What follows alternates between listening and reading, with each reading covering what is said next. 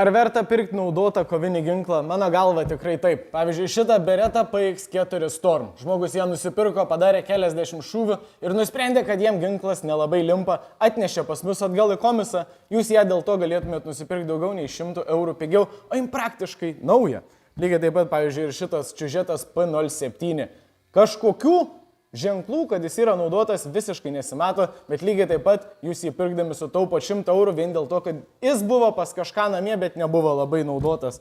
Šitam Glock'e 17 ant paleidimo svirtelės matos šiek tiek nusidėvėjimo, kai žmogus dėjo ir traukė lauk iš dėklo, bet apart to visas ginklas lygiai taip pat atrodo praktiškai kaip naujas, tik tiek, kad jo kaina yra daugiau nei 100 eurų pigesnė. Aišku, verta atkreipti dėmesį, jeigu tai buvo šaudyklos ginklas, tikėtina, kad per jį buvo padaryta labai daug šūvių, bet net ir 9 mm kovinių pistoletų vamzdžiai atlaiko 10-20 tūkstančių šūvių, kai kurie žmonės sako, kad padaro net 100 tūkstančių šūvių ir jų pistoleto taiklumas niekaip nenukenčia, tai dėl vamzdžio ir padarytų šūvių skaičiaus nelabai reikėtų jaudintis.